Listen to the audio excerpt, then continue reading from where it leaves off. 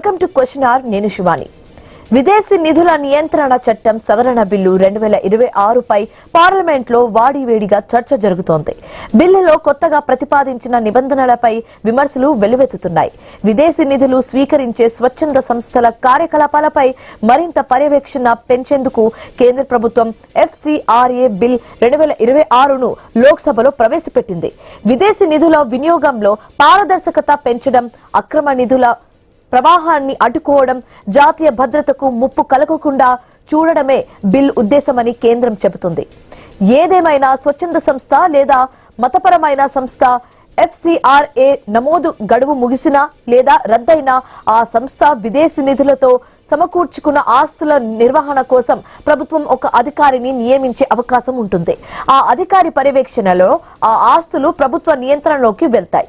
కేంద్రం తీసుకువస్తున్న ఈ నిబంధనలపై విపక్షాలు, కేరళతో పాటు ఈశాన్య రాష్ట్రంలో పనిచేస్తున్న పలు క్రైస్తవ మిషనరీ సంస్థలు తీవ్ర అభ్యంతరాలు వ్యక్తం చేస్తున్నాయి. అసలు FCRA సవరణ బిల్లులో ఏముంది? బిల్లుపై రాజకీయ, అంతర్జాతీయ చర్చ ఎందుకు జరుగుతోంది? ఇప్పుడు విదేశీ నిబంధనలపై పర్యవేక్షణ అవసరమా?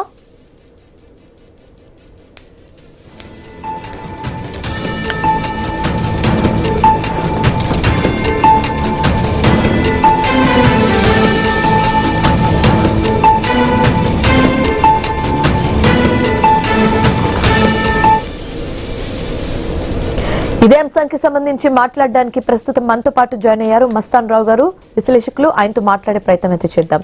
సో మస్తాన్ రావు గారు, మనం చూస్తున్నాం ఇప్పుడు విదేశీ నిధుల నియంత్రణ చట్టం సవరణ బిల్లు 2026 పై ఆల్రెడీ పార్లమెంట్ లో చర్చ నడుస్తుంది. సో ఏం చెప్పాలనుకుంటున్నారు ఈ బిల్లు గురించి? కొందరు ఈ బిల్ ని వ్యతిరేకిస్తుంటే కొందరేమో సమర్థిస్తున్నారు. సో ఎలా చూడొచ్చు అంటారు దీన్ని? గుడ్ ఆఫ్టర్నూన్ అండి. ఐన్యూస్ ప్రేక్షకులకు మీకు కూడా విదేశీ కంట్రిబ్యూషన్ చట్టం అంటే విదేశీ నిధులు అనేది 1976 లో ఈ చట్టాన్ని తీసుకొచ్చారు. దాని తర్వాత 2010లో దాన్ని రీప్లేస్ చేసి ఇంకొక కొత్త చట్టాన్ని కూడా తీసుకొచ్చిన పరిస్థితి కూడా ఇక్కడ మనం చూడాలి.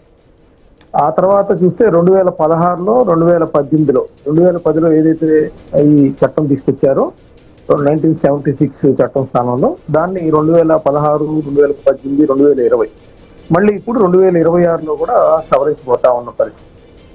సో దీనికి ప్రధాన కారణం ఏంటంటే ఏదైతే విదేశాల నుంచి ఇక్కడున్న నాన్ గవర్నమెంట్ ఆర్గనైజేషన్కి నిధులు అందుతూ ఉన్నాయో ఆ నిధులను ఏదైతే వాళ్ళు కాదు చూపించి తెస్తున్నారో, ఏ కారణంతో ఇక్కడికి తీసుకొస్తున్నారో ఆ కారణం కోసం వాడకుండా వేరే వాటికి మళ్లించి వాటిని దుర్వినియోగం చేస్తున్నారనేది ప్రధానమైన ఆరోపణ.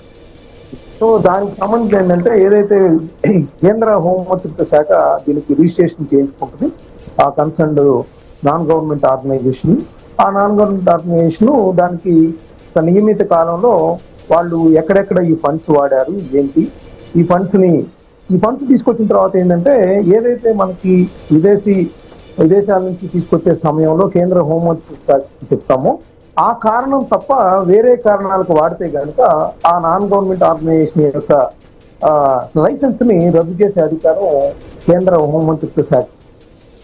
దాదాపు 2014-16 మధ్య దాదాపు 14,000 పైచిలకు ఎన్జిఓలను ఈ కారణాలతో లైసెన్సుల్ని ఆపు చేయటం జరిగింది. దానికి కారణం ఏంటంటే అవి ఎక్కడా కూడా ఆడిట్ రిపోర్ట్లు కావచ్చు, ఆ నిధులు ఎక్కడెక్కడ ఎందుకు వాడామో కావచ్చు, ఇవన్నీ కూడా ఏమీ వెల్లడించని పరిస్థితి. ప్రధానంగా ఏంటంటే అసలు నివేదికలు సమర్పించకుండా ఎగ్గొట్టేస్తున్నారు. వాళ్ళ రాజకీయ కారణాలతో పబ్బం గడుపుకుంటున్న పరిస్థితి. ఇది రాను అంతర్గత భద్రత అంటే భారతదేశ అంతర్గత భద్రత కూడా ముప్పు ఏర్పడేలాగా ఆ నిధుల్ని వాడుతున్నారనేది కూడా కేంద్ర హోంమంత్రిత్వ శాఖ ఇంటెలిజెన్స్ నివేదికలు స్పష్టం చేస్తా ఉన్నాయి. ఆ నేపథ్యంలో వీటికి అడ్డుకట్ట వేయకపోతే కనుక దేశ భద్రత ప్రమాదంలో పడే అవకాశం ఉందనేది కేంద్ర హోంమంత్రిత్వ శాఖ అభిప్రాయపడింది. దానిలో భాగంగానే ఇప్పుడు కొన్ని కఠినమైన నిర్ణయాలు తీసుకుంటా ఉంది.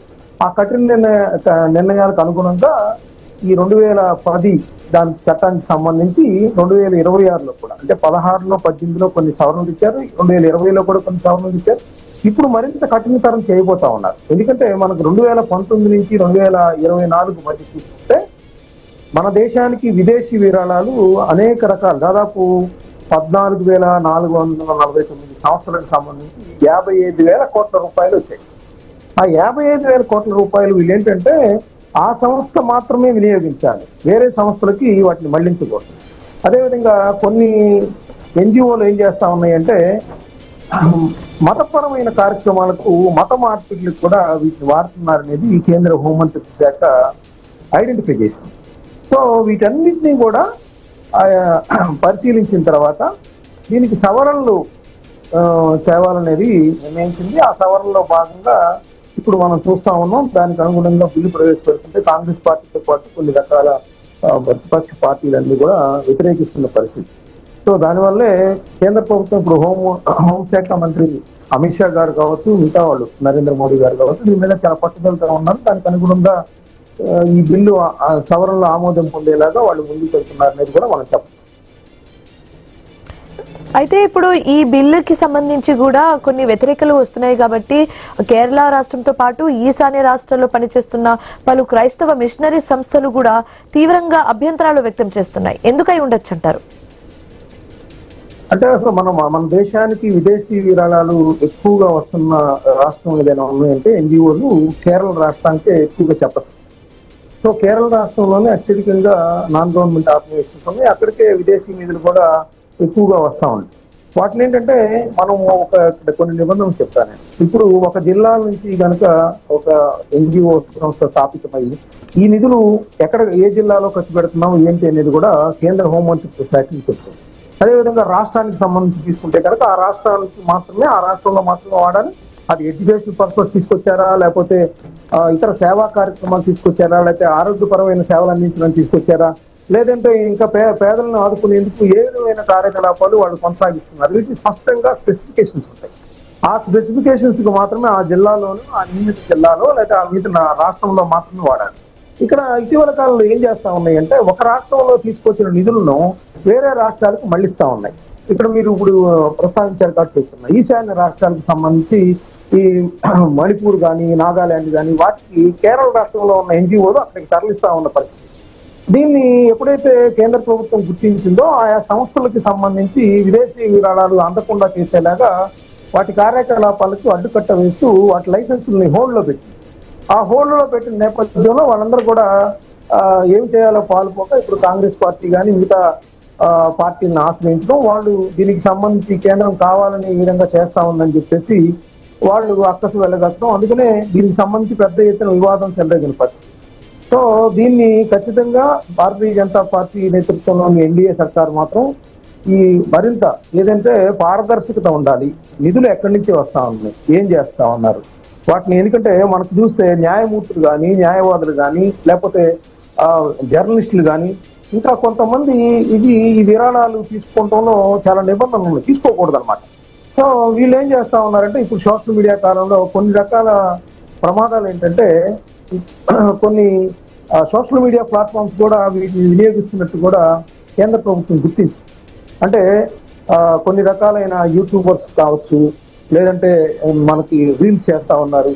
ఈ సోషల్ మీడియాకి సంబంధించి కూడా ఎక్కువగా వీటిని నిధులను మళ్లించడం వల్ల వాటిని దేశంలో అంతర్గతంగా లా అండ్ ఆర్డర్ సమస్య క్రియేట్ చేసే విధంగా, లేదంటే మత మార్పిడులు ప్రోత్సహించే విధంగా. సో ఇట్లాంటి అంతర్గత ముప్పు భారతదేశానికి అంతర్గతంగా ముప్పు ఏర్పడిపోతా ఉంది. అంతర్గత భద్రత విషయంలో చాలా ప్రమాదాలు వచ్చే అవకాశాన్ని గుర్తించింది. కాబట్టి ఈరోజు విదేశీ విరాళాలు ఏవైతే తీసుకుంటున్నాయో ఆ సంస్థలన్నింటినీ కూడా కేంద్రం డేగ కన్ను వేసి, అంటే వాళ్ళు చేస్తున్న ప్రతి కార్యకలాపాన్ని కూడా వాళ్ళు గుర్తించే విధంగా పర్యవేక్షణాధికారులు నియమించి ఆ పర్యవేక్షణాధికారులకి 2-3 నెలలకు ఒకసారి ఆ నివేదికలు ఇవ్వటం, ఎంత డబ్బు వచ్చింది, ఎంత ఖర్చు పెడుతున్నాం, దేనికోసం ఖర్చు పెట్టాం. ఈ నివేదికలు కనుక ఎప్పుడైనా కనుక ఇవ్వకపోతే, సబ్మిట్ చేయడంలో వాళ్ళు కనుక విఫలమైతే వెంటనే ఆ సంస్థ లైసెన్స్ని రద్దు చేసే పరిస్థితి ఉండే విధంగా ఇప్పుడు ఈ నిబంధనలన్నీ తీసుకురాబోతున్నారు. కాబట్టి కాంగ్రెస్ పార్టీ కావచ్చు, కొన్ని పార్టీలు వ్యతిరేకిస్తున్న పరిస్థితి కూడా ఇక్కడ గమనించాలి. అయితే మస్తాన్ రావు గారు, విదేశీ నిధులపై నిజంగానే పర్యవేక్షణ అంత అవసరమా అని అడిగితే ఏం చెప్తారండి?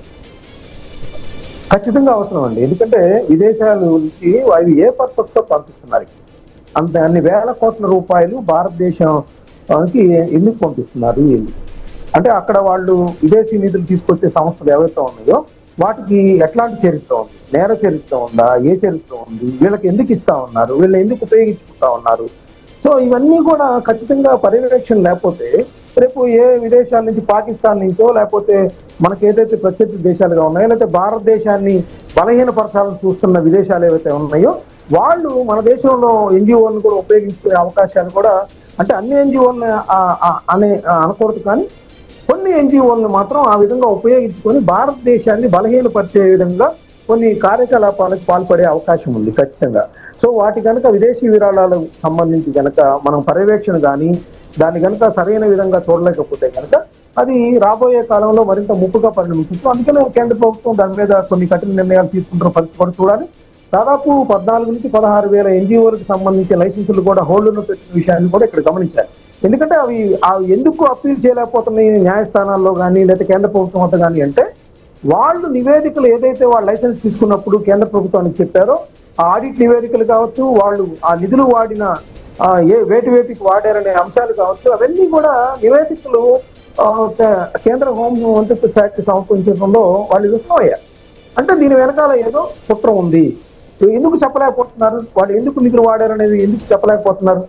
సో ఖచ్చితంగా దీని వెనకాల ఏదో కుట్ర ఉంది అనేది కేంద్ర ప్రభుత్వం భావిస్తూ ఉంది. కాబట్టి ఇవి మరింత పారదర్శకంగా ఉండాలి, ప్రజలందరికీ తెలియాలి. ఏ సంస్థలు ఏ దేశాల నుంచి నిధులు తెస్తున్నాయి, అవి మతి మార్పిడికి పాల్పడుతున్నాయా, నిజంగా ఎడ్యుకేషన్ పేదలకు అందించడానికి ఏమైనా కార్యక్రమాలు చేపడతా ఉన్నాయా, లేదంటే ఆరోగ్య కార్యక్రమాలు చేపడుతున్నాయా, ఇంకేదన్నా వాళ్ళు ప్రజలకి సేవా కార్యక్రమాలు అందిస్తా ఉన్నాయా అనేది ఖచ్చితంగా చూడకపోతే కనుక అవి దేశ భద్రతకి ముప్పు వాటిల్లే ప్రమాదంగా కూడా కొన్ని ఎన్జిఓల పనితీరు పట్ల అంచనా వేసింది. సో ఖచ్చితంగా విదేశీ నిధులు అందుకునే సంస్థల పట్ల మాత్రం అందరూ కూడా పారదర్శకంగా ఉండాలి. వాటి కదలికలు కానీ వాటి కార్యకలాపాలు కానీ చూడాల్సిన బాధ్యత కేంద్రం మీద ఉంది. కాబట్టి ఇది ఖచ్చితంగా చూడాల్సిన అంశమే నేను చెప్తాను. ఓకే, సో అధికార దుర్వినియోగానికి కూడా అవకాశం ఏమైనా ఉందా ఇందులో అని అడిగితే ఏం చెప్తారండి? ఖచ్చితంగా ఉంది. ఎందుకంటే ఇప్పుడు ఆ నిధులతో ఖచ్చితంగా కొంతమంది రాజకీయ నేతలకు కానీ వాళ్ళకి కానీ హెల్ప్ చేసే విధంగా ఉంటాయి. కొన్ని రాష్ట్రాల్లో కొన్ని అనైతిక చర్యలకు కూడా పాల్పడే అవకాశాలు కూడా ఉన్నాయి. ఎంపీలకో ఎమ్మెల్యేలను కొలవపరచడానికో ఇంకే విధమైన కార్యకలాపాలకు వాడితే కనుక అది మన దేశానికి ఖచ్చితంగా అంతిమంగా అంతర్గత భద్రత విషయంలో మనం ప్రమాదాలను ఎదుర్కొనే అవకాశాలు ఉన్నాయి. రాజకీయ అస్థిరతలు సృష్టించే అవకాశాలు ఉన్నాయి. ఇప్పుడు ఇటీవల కాలంలో మనం చూసాం, నీట్ ఎగ్జామ్కి సంబంధించి కాక్రోచ్ జనతా పార్టీ ఆందోళన చేసినప్పుడు అక్కడ కొంతమంది ఉగ్రవాదానికి సహాయం అందించే సంస్థలకు సంబంధించిన వాళ్ళు కూడా అక్కడ పాల్గొన్నారనేది కేంద్ర ఇంటెలిజెన్స్ కానీ కేంద్ర హోంశాఖ కానీ గుర్తించిన పరిస్థితి. దాదాపు 2,900 మందిని ఆ విధంగా గుర్తించారు. సో అట్లాంటి ఉద్యమాల పట్ల కూడా ఏదైనా నిధులు అందించే అవకాశాలు ఇట్లా ఎన్జిఓ సంస్థలు చేస్తున్నాయి అనేది కూడా గమనించాల్సిన అంశం. సో ఇవన్నీ కూడా కేంద్ర హోంమంత్రిత్వ శాఖ డైరెక్టర్ను వేసింది కాబట్టి ఈరోజు మరింత నిబంధనలను కూడా కఠినతరం చేయడం ద్వారా ఆ ఎన్జిఓల పనితీరు మీద పర్యవేక్షణ అనేది ఖచ్చితంగా ఉంటుందనే హెచ్చరికలు పంపుతా ఉంది. ఆ ఎన్జిఓ సంస్థలు కూడా ఏదైతే అలాంటి వాటికి పాల్పడతా ఉన్నాయో వాటిని కూడా మళ్ళీ తిరిగి లైసెన్సులు పునరుద్ధరించడం కానీ రెన్యువల్ చేయడం కానీ చేసే అవకాశాలు కూడా ఇప్పుడు సవరణల వల్ల అడ్డుకునే అవకాశం ఉంది. ఓకే, సో ఫైనల్ గా మస్తాన్ రావు గారు, ఇప్పుడు ఈ బిల్ ఒక భారతీయులకు ప్లస్ పాయింట్ అవుతుందా మైనస్ పాయింట్ అవుతుందా అని అడిగితే ఏం చెప్తారండి? అంటే ఒకటి 2-3 అంశాలు ప్రధానంగా ఉన్నాయి. ఏంటంటే విదేశాల నుంచి నిధులు అందుకునే సంస్థలు వాటి కార్యకలాపాల పట్ల ఎప్పుడైతే కేంద్ర ప్రభుత్వం జాగరూకతతో ఉంటుంది, వాళ్ళ మధ్య వాళ్ళ కార్యకలాపాల మీద చాలా జాగ్రత్తగా పరిశీలిస్తుంది అని ఎప్పుడైతే గమనిస్తూ ఉంటారో, ఎప్పుడైతే వాళ్ళు ఏదైనా దేశ భద్రతకు కానీ ఎగెనిస్ట్ గా పాల్పడే అవకాశాలు తగ్గిపోతాయి.